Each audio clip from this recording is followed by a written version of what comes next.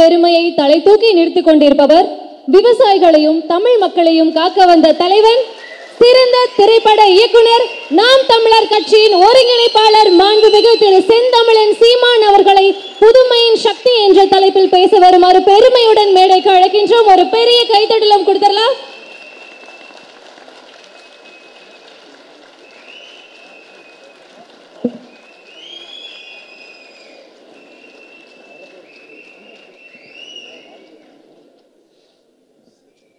இது ஒரு தனி மனிதனின் வரலாறு என்று தள்ளி வைத்துவிட முடியாது. தமிழ் தேசிய இனத்தின் ஒரு பேரினத்தினுடைய வரலாறு, அதனுடைய அடையாளம் என்றுதான் இதை பார்க்க வேண்டும். இங்கே ஒவ்வொரு புத்தகமும் ஒரு விதைநெல் என்கிறார் புரட்சி பாவலர் பாரதிதாசன். ஒரு நெல்மணியைத்தான் நாம் நிலத்தில் விதைக்கிறோம், ஒரு நாற்று தான் வருகிறது. ஆனால் அந்த நாற்றை எடுத்து நிலத்தில் நடும்போது அது 100க்கு குறையாத நாற்றாக பரவி விரிகிறது. ஒரு நெல்மணி பல 100 நெல்மணிகளாக விளைந்து வருகிறது. அப்படித்தான் நம்முடைய போற்றுதற்கும் வணக்கத்திற்கும் பெருமைக்கும் உரிய மருத்துவர் ஐயா பழனிவேல் அவர்கள் இந்த புத்தகத்தை குனிந்து படிக்கும்போது வருங்கால தலைமுறை நிமிர்ந்து நிற்கும் என்பதற்காக நாம் அவருக்கு, ஏனால் கடந்த காலம் தெரியாதவனுக்கு நிகழ்காலம் இல்லை, நிகழ்காலம் தெரியாதவனுக்கு எதிர்காலமே இல்லை. ஒருவன் நிகழ்காலத்தை குனிந்து தேடுகிறான் என்றால் எதிர்காலத்தில் நிமிர்ந்து நிற்பதற்குத்தான். இந்த புத்தகத்தை நம்முடைய ஐயா இப்படி தொடங்குகிறார். நான் ஒரு ஏழை விவசாயி மகன். எனது முன்னவர்கள் எங்கள் மூதாதையரின் வறண்ட நிலத்தில், அது ரொம்ப அந்த வார்த்தையை கவனத்தில் வச்சுக்கணும், வறண்ட நிலத்தில் உழுது விதைத்து வாழ்ந்து கொண்டிருந்தார்கள்.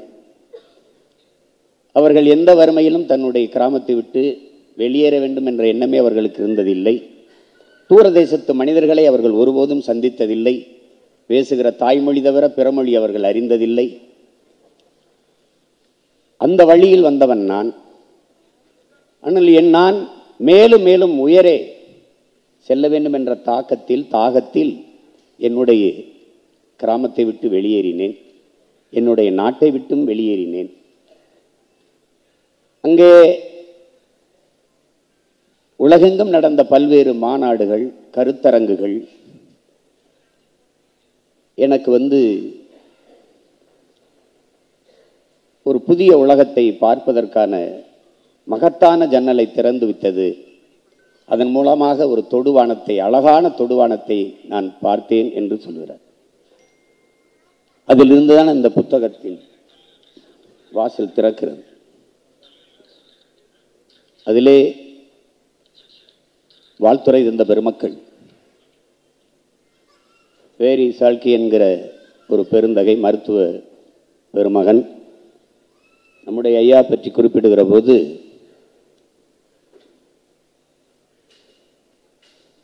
இந்த நுண்துளை அறுவை சிகிச்சை, நான் அமெரிக்க நுண்துளை இந்த அறுவை சிகிச்சை, அதை இரைப்பை, குடல் நோய், இதற்கான அறுவை சிகிச்சை இதில் நான் தலைவராக இருந்தேன். அப்போது துணைத் தலைவராக இருந்தேன். ஆனால் அப்போது யாரெல்லாம் இந்த அறுவை சிகிச்சையில் சிறப்புற செய்கிறார்களோ அந்த காணொளிகளை பார்த்து அதை மதிப்பீடு செய்வது என்னுடைய பணி. நான் இப்படி பார்க்கிற போது ஒரு காணொளி மிக எளிதாக இந்த நுண்துளை அறுவை சிகிச்சையை கையாண்டு செய்திருந்ததை நான் பார்த்தேன். ஆனால் அது கோயம்புத்தூர்லேருந்து வந்திருந்தது. நான் அப்படி ஒரு பேரை அதுவரை கண்டதே இல்லை, கேட்டதும் இல்லை. அது இந்தியாவில் எந்த பகுதியில் இருக்கிறது என்பதே எனக்கு தெரியாது. ஆனால் அந்த மருத்துவரின் பெயர் பழனிவேலு என்று இருந்தது. அதற்கு பிறகுதான் நான் இந்தியாவிற்கு பலமுறை வந்தேன், கோயம்புத்தூர் வந்தேன். அவர் நேரடியாகவே அந்த அறுவை சிகிச்சை செய்கிற அதை பார்க்கிற ஒரு பெரும் வாய்ப்பை பெற்றேன். தேர்ந்த தன் கைகளால் அவர் அந்த அறுவை சிகிச்சை செய்வதை பார்ப்பது ஒரு பேரற்புதம் என்று பதிவு செய்திருக்கிறார்.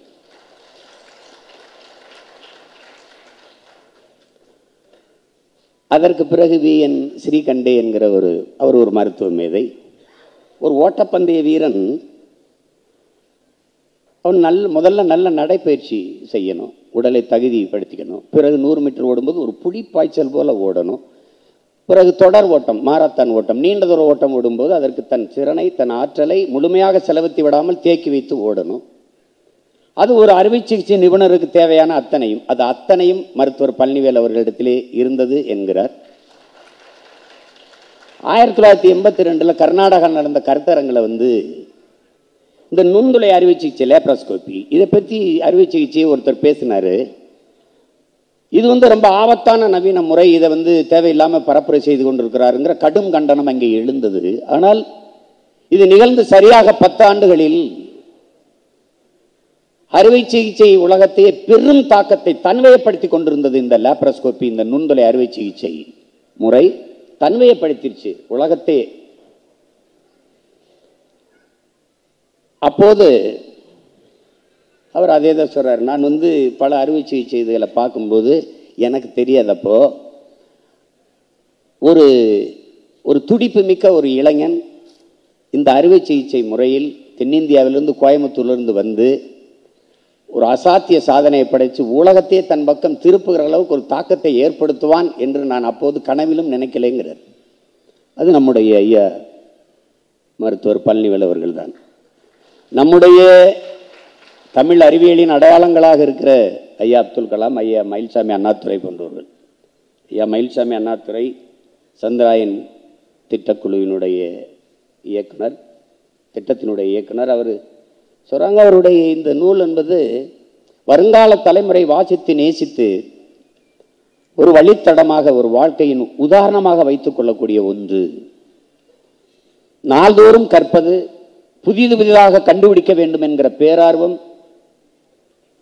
நம்முடைய பண்பாட்டின் வேரை மறக்காமல் இருப்பது, மக்களின் சேவை குறித்தே அனுதினமும் சிந்திப்பது, இதெல்லாம் பழனிவேலின் பெருமைமிக்க அடையாளங்கள் என்று சொல்கிறார். இந்த நூலிலே அவர் பதிவு செய்திருப்பது தன் வாழ்நாளில் அவர் சந்தித்த நெருக்கடிகளையும் உழைத்து உயர்ந்த உயரத்தையும் மக்களின் எளிய மொழியில் பதிவு செய்திருக்கிறார் என்று ஐயா மயில்சாமி அண்ணாதுரை அவர்கள் இந்த நூலை பற்றி குறிப்பிடுகிறார். அதிலே உரைநடை, அதையும் தாண்டி கவிதை நடையில் ஐயா சொன்னதெல்லாம் சில வரிகளில் சில வார்த்தைகளை, சில பக்கங்களை படிக்கும்போது நாம் உறைந்து போவோம். அப்படி பல பக்கங்களில் நான் உறைந்து இருந்தேன். அதிலே ஐயா சொல்லுகிறாங்க, ஒரே மாதிரி அறுவை சிகிச்சை தான், ஒரே மாதிரி தான், ஒரே மாதிரி தினந்தோறும் அதே தான். ஆனால் நோயாளிகள் ஒவ்வொருவரும் புதியவர்கள் என்கிறார். சிகிச்சை முறை ஒன்றுதான், நோயாளிகள் புதியவர்கள். இது அலுப்பு தட்டுமா என்று, இது அலுப்பு தட்டக்கூடிய ஒன்று என்று நான் எப்படி சொல்வது? முழு ஈடுபாட்டோடு செய்தேன், முழு ஈடுபாட்டோடு இந்த பணியை செய்தேன். என்னுடைய கால சிறகுகள் மிக வேகமாக பறந்தது, உயிரை பறந்தது. அதனுடைய சிறகுகளின் நீளம், அந்த சிறகுகள் மிக நீளமானது, மிக வலிமையானது. புத்துணர்வு தரும் காற்றின் திசையில் நீலவானில் பறக்குகிற போது களைப்பு ஏற்பட வாய்ப்பேது என்கிறார். அப்படி செய்கிற தன் வேலையை முழு ஈடுபாட்டோடு செய்கிற ஒரு பெருந்தகை, ஒரு சேவையாக நினைத்து செய்கிற பெருந்தகை நம்முடைய ஐயா பழனிவேல் அவர்கள். அவர் படித்து இந்த இடத்திற்கு நாம் ஒருவர் சாதனையாளரை பார்க்கும்போது பொறாமைதான் வரும். இந்த சாதனையில் நின்று பார்க்கும்போது காஞ்சி பெரியவர் சங்கராச்சாரியார் அவர்கள் சொல்கிறார், ஒருவன் சாதனையை பார்த்து நீ பொறாமைப்படாதே, அதை சாதிப்பதற்கு அவன் கொடுத்த விலை, அவன் பட்ட வேதனை, அவன் பட்ட துயரங்கள், துன்பங்கள், கஷ்டங்களை ஒரு தடவை பார்த்தீர்கள் என்றால் பொறாமை வராது, பெருமைதான் வரும் என்று. படிப்பதற்கு ஒரு மகன் போராட்டம் நடத்தல, பெரும் போர் செய்திருக்கிறார். அப்படிதான் சொல்லணும், பெரும் போர். 17 வயதில் 8வது சேர்ந்திருக்கிறது. என்னிடத்திலே நேரே சொன்னார், அது புத்தகத்திலும் பதிவு. 17 வயதில் 8வதில் சேர்ந்த ஒரு மகன், வறுமை, அதை தாண்டி உலகத்தில் கற்பிப்பதற்கு ஆகச்சிறந்த பல்கலைக்கழகம் எதுவும் கிடையாது, எல்லாவற்றையும் கற்றுக் கொடுக்கும் வறுமை. அந்த வறுமைதான் இவ்வளவு பெரிய மேதையை, ஒரு மருத்துவத்துறையில் ஒரு பல்கலைக்கழகத்தை நமக்கு உருவாக்கி தந்திருக்கிறது என்றால் அது அந்த வறுமைதான். எவ்வளவு தூரம் உயரே வந்தாலும் தான் பிறந்து வளர்ந்த அந்த குடிசை வீட்டை இன்று வரை பராமரிக்கிற ஒரு மகத்தான மனிதன் நம் மண்ணில் உண்டென்றால் அது நம்முடைய ஐயா பழனிவேல் அவர்கள். நீங்கள் மரம் உயர்ந்திருக்கும், பூக்கள் பூத்திருக்கும், காணிகள் காய்கள் இதைத்தான் நாம் பார்ப்போம். ஆனால் அதற்கு நீர் கொடுத்து உயிர் கொடுத்து தாங்கி நிற்கிற வேறு எவர்களுக்கும் தருவதில்லை. நாம் அதுக்கு நன்றியும் பாராட்டுவதில்லை. ஆனால் மரம் மறப்பதில்லை. பூக்களை அதன் வேரில் தூவி நன்றி செலுத்தி கொண்டே இருக்கும். அப்படித்தான் நம்முடைய ஐயா பழனிவேல் அவர்கள் தன்னை உருவாக்கிய, படிக்க முடியல, பள்ளிக்கூடத்து வாய்ப்பு இல்லை, மலேசியாவில் படித்த கல்வி இங்கே தொடர முடியல, இப்போ என்ன செய்யறதுன்னு தெரியல.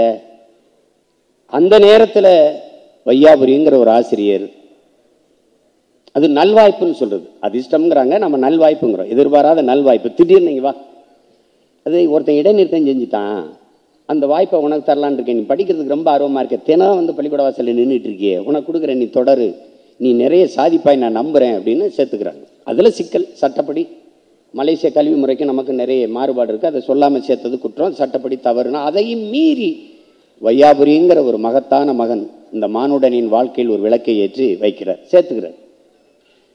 ஸோ அதிலிருந்து படித்து எல்லாம் பியூசியில் பெரிய நிறைய மதிப்பெண் பெற்றால் மருத்துவக் கல்லூரிக்கு போக முடியல. அதில் ஒவ்வொருத்தரும் அவர் வாழ்க்கையில் ஒரு முன்மாதிரியாக இருக்கிறாங்க, தாக்கத்தை ஏற்படுத்துகிறாங்க. அதில் குறிப்பாக நிலத்துக்கு மதில் வேலி போடணுங்கிறதுக்காக கல் உடைக்கும் போது கல்லில் கையில் அடிபட்டு அது வீங்கிடுது, அது பிரச்சனையாயிருது. நமக்கு ஒரு மரபு இருக்குது, நம்ம மண்ணில் நம்ம முன்னோர்களுக்கு எது ஒன்றையும் சோசியம் கேட்கணும், குறிகாரன்ட்ட கேட்கணும் அப்படின்னு. அப்படி தான் தங்கச்சி தனலட்சுமி அவங்க இழந்துடுறாங்க. ஐயா அவர்கள் மருத்துவத்திட்டு கொண்டு காட்டாமல் இதுக்கெல்லாம் நேரங்காலம் பார்க்கணும், போக வேணாம்னு குறி பார்க்கணும், போக வேணாம்னு சொன்னால் போகக்கூடாது, போகணும்னு சொன்னால் போகணும். அப்படி தன் தங்கையை இழந்தவர் இதுக்கும் அதே மாதிரி கைக்கு இதெல்லாம் போய் இதெல்லாம் மருத்துவர்கிட்ட போக வேணாம்னு குறி சொல்லுதுன்னு சொல்லி கட்டை போட்டு நிறுத்திடுறாங்க. அவருக்கு தாங்க முடியல. அப்போ தன்னுடைய மாமா சின்னசாமியை அவரை கூப்பிட்டு, தன்னுடைய மாமா துரைசாமியை கூப்பிட்டு அவரை வந்து நாமக்கல்லில் இருக்கிற மருத்துவர் காளியப்பன்ட்ட போய் காட்டும்போது அந்த காளியப்பன் தான் பெரிய திசைக்கு அவரை மாற்றுகிறார். அவருடைய உருவத் தோற்றம் பாருங்கள், எந்த அளவுக்கு கவனிக்கிறார் பாருங்கள். சுருள் முடி, வெள்ளை உடை, முகத்தில் ஒரு முடி இல்லை முழுக்க சவரம் பண்ணியிருக்கிறார், கை விரல் நகங்களையெல்லாம் ஒட்ட வச்சிருக்கிறார், அந்த காலணி பளபளப்பாக இருக்குது. இதெல்லாம் கவனிச்சுக்கிறார்.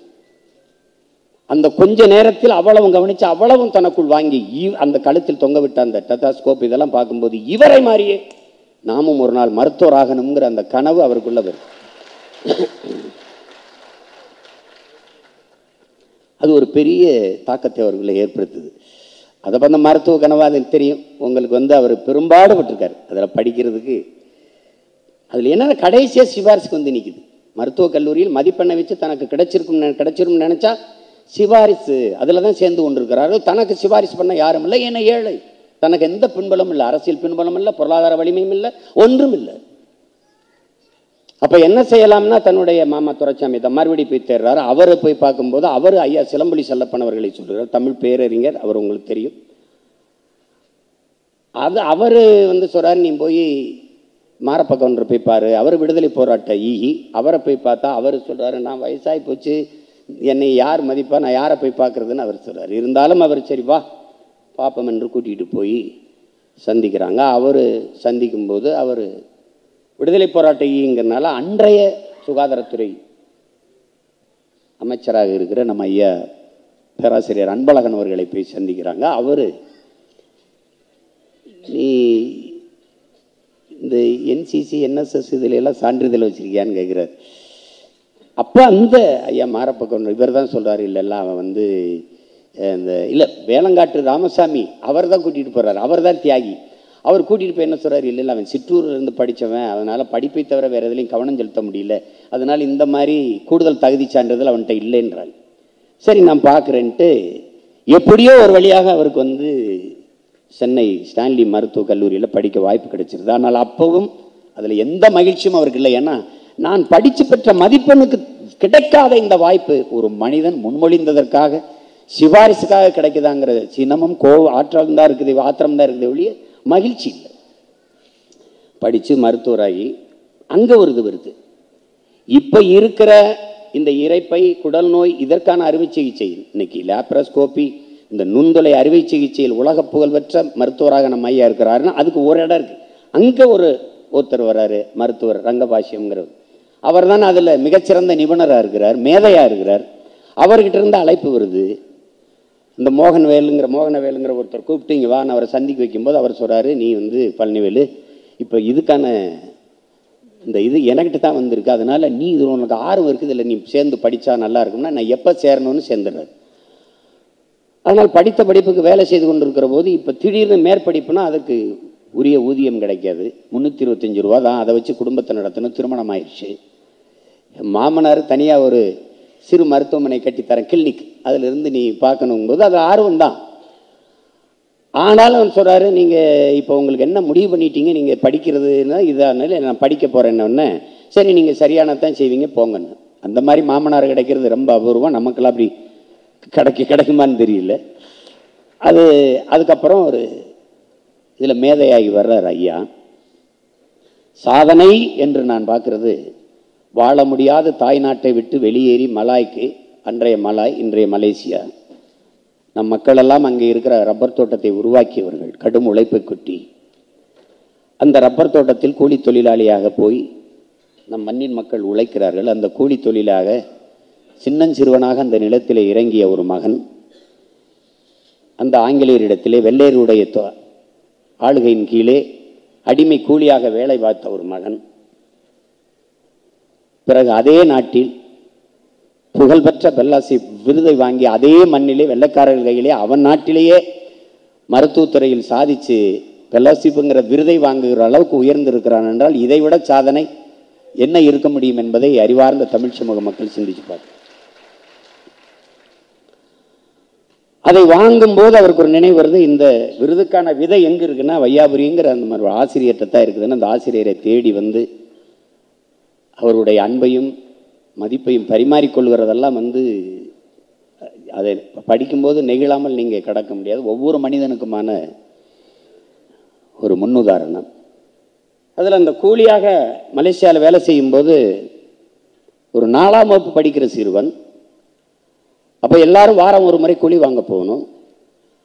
அங்கே தோட்டத்தை நிர்வகிக்கிறவன் துறை என்று அழைக்கப்படுகிறான். அவனுக்கு கூலி கணக்கு பிள்ளை வேலை செய்கிறவர்களெல்லாம் கிராணி என்று அழைக்கப்படுகிறார்கள். அந்த கணக்கு பிள்ளைக்கு மூத்த கூலிகள், நம்முடைய கூலிகள், நம்முடைய ஆட்கள், அவர்களுக்கு வேலை செய்வது கங்காணி என்று அழைக்கப்படுகிறார்கள். தன் தாய்க்கு உடல்நிலை சரியில்லாமல் போய் விடுகிறது காளியம்மாளுக்கு. நீ போய் எல்லோரோடும் போய் அந்த கூலியை வாங்கிட்டு வா என்று வாங்குகிற போது அந்த துறை காசை என்னை கொடுத்து கொண்டிருக்கிறான்.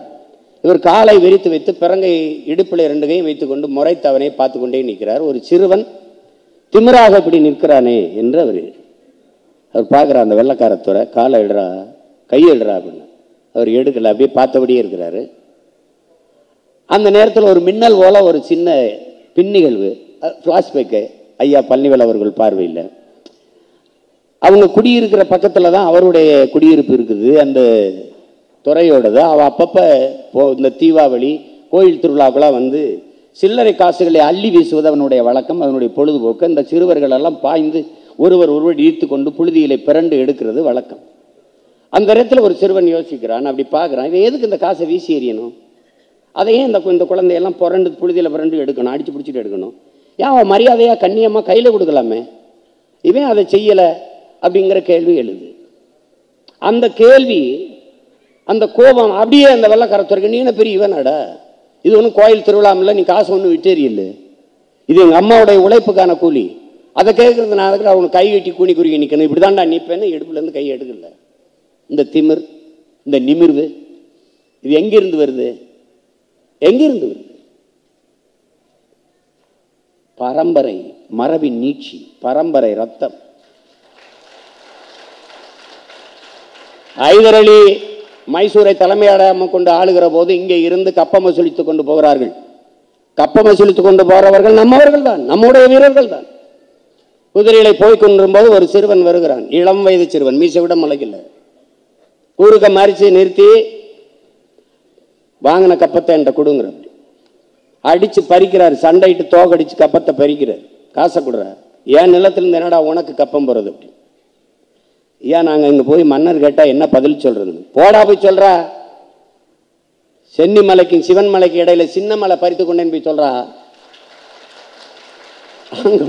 அங்கே போய் அவன் சொன்ன உடனே அவங்க ஹைதர் அலி எத்தனை பேர்னு, ஒருத்தன் என்ன வயசு இருக்கும், 19 வயதுன்னு பயந்துட்டான். 19 வயசுல உங்க இத்தனை பேர் அடிச்சுட்டான். நான் அந்த பரம்பரை வீரம், அந்த ரத்தம் அப்படி நிமிர்ந்து நிற்குது. அவன் வெள்ளைக்காரனா இருந்தானா கொள்ளைக்காரனா இருந்தாலும் எவனா இருந்தாலும் கவலை இல்லை நமக்கு. ஒரு ஏழை விவசாயியின் மகன் மருத்துவத்துறையில் சாதிச்சதை பேசிக்கிட்டு ஒரு ஏழை விவசாயியின் மகன் மன்னராயும் மண்ணை ஆளுகிற தகுதியை பெற்ற நமது பாட்டன் சின்னமலையின் மரபில் வந்து ஒரு மருத்துவத்தை ஆளுகிற மருத்துவராக நம்ம ஐயா வர முடியாதா என்ன சொல்லுங்க.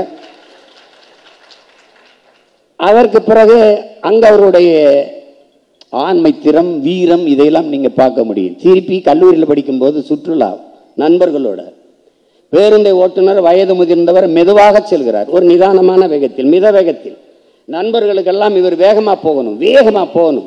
அதில் ஒரு கொஞ்சம் இந்த கிழவனர் 2 அடி போட்டா தாண்டா அவன் வேகமா ஓட்டுவான்ட்டு. வார்த்தை அளந்து பேசு நீ. சாலமன் விக்டர்னு நம்ம கல்லூரியில் மருத்துவர் இருக்கிறாரு. அவருடைய தாய் உனக்கு தெரியுமா? நம்முடைய கல்லூரியில் மகளிர் விடுதியிலே தூய்மை பணியை செய்கிற ஒரு தொழிலாளி சாலமன் விக்டருடைய தாய். அதனால அந்த மருத்துவருடைய தரம் குறைந்து போயிட்டதா? நீ இப்படி குறைச்சு மதிப்பிடுவ? அவர் அப்படி வெளிவா பேசுவ? அவர் நம் தந்தையின் வயதுக்கு ஒப்பானவர். நாம் பத்திரமாக கொண்டு போய் சேர்க்க வேண்டும் என்று நிதானமாக ஓட்டி செல்கிறார். இதே ஓட்டுநர்களுடைய தந்தையாக இருந்தால் நீ என்ன செய்திருப்பாய்? வேற யாராவது ஒருவன் பேசியிருந்தால் நீ என்ன செய்திருப்பாய் என்ற கேள்வி கேட்கிற அந்த என்ன சொல்றது அந்த மானுட நேயம். இதிலே திரைப்படத்தில் பேசுனதில் அவன் கதாநாயகன், அவன் நிழல் கதாநாயகன். நம்முடைய ஐயா நிஜ கதாநாயகன் என்பதை அந்த இளம் வயதிலிருந்து நீங்க பார்க்க முடியும். எந்த வழித்தடத்திலையும் அவர் தடம் மாறவே கிடையாது. அப்ப இன்னொரு விருது ரோமன்ல சேஜஸ்ங்கிற அமைப்பினுடைய தலைவர் அவர் வந்து ஜான் ஹண்டர், அவர் துணைத் தலைவர். கட்டுரைகளை அனுப்பணும், மருத்துவ குறிப்பு கட்டுரைகளை, அதில் விருதுக்கான கட்டுரைகளை தேர்வு செய்வார்கள். அதிலே அவரை சந்திக்கிற நம்முடைய மருத்துவர்கள் எல்லாமே சொல்றார்கள், பழனி நீ எப்படியாவது சிறப்பாக செஞ்சு இந்த விருதை பெற்று ஒட்டுமொத்த நம்ம நாட்டுக்கு இந்த பெருமையை சேர்த்துரு அப்படின்ட்டு. அதுக்காக தனி கவனம் செலுத்தி இந்த கட்டுரையை ஐயா தாக்கல் செஞ்சிடறாங்க. அது பல கட்டுரைகள் குவியுது, அதில் ஒன்றை தேர்வு செய்கிறார்கள். அப்போ ஜான் ஹண்டர் வந்து எடுத்து அறிவிக்கிறார், விருதுக்கான கட்டுரையை நாங்கள் தேர்வு செய்து விட்டோம். அப்போ எல்லாரும் ஆவலாக எதிர்பார்த்திருக்கும் போது அரங்கு முழுமைக்கும் இதே மாதிரி அமைதியாக அப்போ கொஞ்சம் நேரம் கழித்து சொல்கிறார், அந்த கட்டுரை இந்தியாவிலிருந்து வந்திருக்கிற பழனிவேல் அவர்களுடைய கட்டுரையை நாங்கள் விருதுக்காக தேர்வு செய்திருக்கிறோம் என்று. ஐயா அவர்கள் கையை பார்க்கிறார், கைதட்டுகிறார்கள், தன் கையை பார்க்கிறார். இந்த கைதான் இரவுகள் பாராமல் நிலத்திலே உழைத்த கை. இந்த கைதான் தொலை தூரத்தில் இருக்கிற சந்தைக்கு கூடை தூக்கி சென்ற கை. படிக்கும்போது யாருமே தன்னுடைய பிற்காலத்தை நினைக்காம இருக்க முடியாது, யாருமே. அப்ப ஆனால் இன்னைக்கு உலகத்தின் உயரிய அங்கீகாரத்தை பெற இருக்கிறது இந்த கைதான் தேர்வு எழுத விடாமல் விரட்டி அடிக்கப்பட்ட கை. இந்த கைதான் பள்ளிக்கூடத்தில் படிக்க விடாமல் விரட்டி அடிக்கப்பட்டு கூரை வீட்டில் உட்கார்ந்து தவித்துக் கொண்டிருந்த கை. இந்த கைதான் இன்று உலகத்தின் உயரிய அங்கீகாரத்தை பெற இருக்கிறது. இந்த கைதான் அந்த மதில் சுவர் அமைக்கும் போது கற்களை எடுத்துட்டு போகும்போது விரல் அடிபட்டு காயம் பட்டும் போது அந்த விரல் வளைஞ்சிருக்கு. இன்னும் ஐயாவுக்கு விரல் வளைஞ்சுதான் இருக்குது. அதை சொல்றாரு, இப்படி காயம்பட்டு உரிய மருத்துவம் கிடைக்காமல் வளைந்த விரலை கொண்ட இந்த கைதான் இன்று உயரிய அங்கீகாரத்தை பெறப்போகிறது. உடன் நலிவுற்ற அந்திம காலத்தில் இருக்க தந்தையை சரியாக கவனிக்க முடியாமல், வேலையின் காரணமாக சரியாக கவனிக்க முடியாமல் கைவிட்ட கை இந்த கைதான். இந்த கைதான் உலகத்தின் மிக உயர்ந்த விருதை பெற இருக்கிறது என்று எழுதும்போது நீங்க கலங்காத மனிதன் எவரும் இருக்க முடியாது. அவர் ஏன் இவ்வளவு ஈடுபாடு இருக்குதுன்னா, நம்மள ஒருத்தர் அவருடைய சாதனை என் சாதனை, உங்கள் சாதனை, நம் ஒவ்வொருவருடைய சாதனையாக இருப்பதால் தான் நமக்கு இவ்வளவு இனந்தெரியாத மகிழ்ச்சியும் பூரிப்பும் பெருமையும் இருக்கிறது. அப்படிப்பட்ட ஒரு பெருமகன். இங்கே எனக்கு மட்டும்தான் அந்த அனுபவம் இருக்குன்னு நினச்சேன். என்னுடைய தம்பி அண்ணாமலைக்கும் அது இருந்திருக்குது. நான் ஐயா கிட்ட மருத்துவம் பெற்றவரில் நானும் ஒருவன். இதான் எனக்கு கராத்தே பயிற்சி எடுக்கும்போது மூச்சை உள்ளடக்கி பயிற்சி எடுத்ததில் அந்த குடல் இறக்கம் வந்துடுச்சு. அதுக்காக கராத்தே பயிற்சி எடுத்தால் குடல் இறக்கம் வந்துடும் நான் சொல்கிறேன்ட்டு நீங்கள் தப்பாக எடுக்கக்கூடாது. எனக்கு அந்த சதை பகுதி மெல்லிதாக இருந்ததுனால கிழிஞ்சிட்டு, அப்போ கூட்டங்களில் பேசும்போது இறங்கிக்கும், ரொம்ப கஷ்டப்படுவேன். அப்படி ஏற்றி நிடும்போது ரொம்ப கஷ்டப்படுவேன். அப்போ எல்லாரும் சொல்லி, தம்பிக்கு சொன்ன மாதிரி தான், அண்ணாமலைக்கு சொன்ன மாதிரி தான், எனக்கு கோயம்புத்தூரில் ஜெம் மருத்துவமனைக்கு போங்கன்னா ஐயா எனக்கு மருத்துவம் செஞ்சாங்க. அந்த நுண்தலை மூலமாக தான் எனக்கு. அப்போ நான் மருத்துவம் முடிச்சுட்டு அப்போ போகும்போது நான் ஓய்வு போகிறேன், திருப்பி வீட்டுக்கு போகிறேன். அப்போ உனக்கெல்லாம் சரியாயிட்டு நீ மறுபடியும் போயிட்டு ஒரு மாதத்துக்கு கொஞ்சம் ஓய்வில் இரு, மறுபடியும் போய் கடுமையான பயிற்சியில் மட்டும் செய்யாத, மற்றபடி போய் எல்லா வேலையும் பாருன்னு அனுப்பிட்டாங்க. அப்போ பணம் கட்டிட்டு நான் வீட்டுக்கு செல்லணும். கட்டண தொகை எடுத்துகிட்டு வராரு, போகிறேன். இங்கே கட்ட போகிறாங்க. இல்லை ஐயா உங்களை கூப்பிட்றாங்க போங்கன்னு உள்ளே போனோன்னா, நீ இங்கே வருத்தம் செய்கிறது உங்கள் அம்மாவுக்கு தெரிஞ்சிருச்சு. அதாவது அம்மா ஐயாவோட மனைவி ஜெயா அம்மாவுக்கு தெரிஞ்சிட்டு, அவன் ஒருத்தன் தான் இருக்கான், அவன்கிட்ட காசு வாங்கி அசிங்கப்படுத்தாமல் அனுப்பிவிடு அவனை அனுப்பிவிடு. உங்கள் அம்மா அனுப்பிவிட சொல்லிட்டா, நீ போ உடம்பு பார்த்துக்க, வேறு ஏதாவது என்னை கூப்பிடுன்ட்டு அனுப்பிட்டாங்க. அப்போ நான் சொன்னேன், என் தம்பி என் அன்புடைய இளவல் செந்தில் இருக்குதார், ஐயாவுடைய மருமகன், நாங்கள்லாம் சுற்றி பார்க்கும்போது நான் சொன்னேன், செவிலியர்களெல்லாம் நம்ம ஆளுகள் அல்ல. அப்போ இதெல்லாம் வந்து இன்னும் அவுட்டு அறுவை ஆப்ரேஷன் தியேட்டர் அப்படி இருந்தது, அறுவை சிகிச்சைகம்னு இல்லை, உள்ளே வெளியே அப்படிலாம் இல்லை. அப்போ நான் சொன்னேன், இதெல்லாம் தமிழ்லையும் எழுதி ஆங்கிலத்தில் இருக்கலாமே அப்படின்னு. திருப்பி நான் மருத்துவமனைக்கு போனேன். இங்கு பார்த்தாலும் நம்ம முகங்களாக இருந்தது, நம்ம தங்கச்சிகளாக இருந்தாங்க செவிலியர்கள். பிறகு உள்ளே வெளியே, அதுக்கப்புறம் இன் அவுட் இதெல்லாம் எழுதியிருந்தது. இந்த பையெல்லாம் சொல்லி நம்ம கேட்கணுமான்னு எங்கள் ஐயா நினைக்கல. ஏன்னா எனக்கும் அவருக்கும் வருது ஒரே ரத்தம், தமிழ் ரத்தம்ங்கிறதுனால தன் தாய்மொழியை நேசிக்கணும்ட்டு செஞ்சவர். அது ஒன்று தான். நீங்கள் எப்போவுமே இந்த தன் வரலாறு எழுதுறத வந்து நம்ம எல்லாருக்கும் ஒரு தயக்கம் இருக்குது. அது எதிர்கால தலைமுறைக்கு எவ்வளோ பெரிய, நம்மளால் முடியாது அவ்வளவுதான் எண்ணுகிற எல்லோருக்கும் ஐயாவுடைய வாழ்க்கை வரலாறுங்கிறது மிகப்பெரிய வழிகாட்டுதலாக இருக்கும் நான் நினைக்கிறேன். அப்படி பார்த்தா நீங்கள் சாதனையாளர்கள், தமிழ் இனத்தில் இருக்கிற சாதனையாளர்கள், அந்த முன்னோர்களெல்லாம் நீங்கள் பாருங்கள், எவ்வளவு கீழே இருந்து வந்திருப்பாங்கன்னு பாருங்கள். திரைத்துறையிலே எடுத்துக்கிட்டாலும் சரி, அறிவியல் துறையில் எடுத்துக்கிட்டாலும் சரி, எந்த துறை, அரசியல் துறையில் எடுத்துக்கொண்டாலும் சரி, ஒவ்வொரு துறையிலும் எளிதாக வென்றவர்கள் என்பது இங்கே கிடையாது.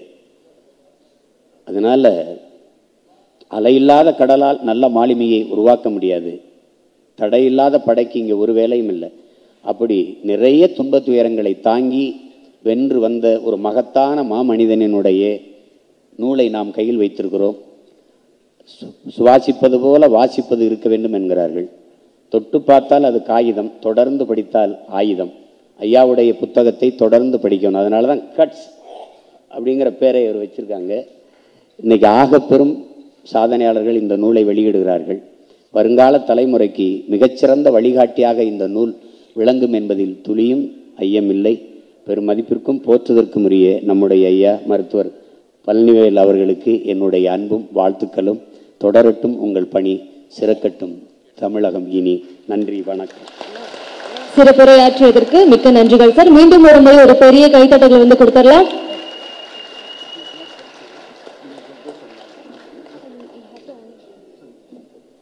மதிப்பிற்குரிய சீமான் அவர்களுக்கு நினைவு பரிசினை வழங்கி கௌரவிப்பதற்காக டாக்டர் பழனிவேல் அவர்களை அன்புடன் அழைக்கின்றோம்.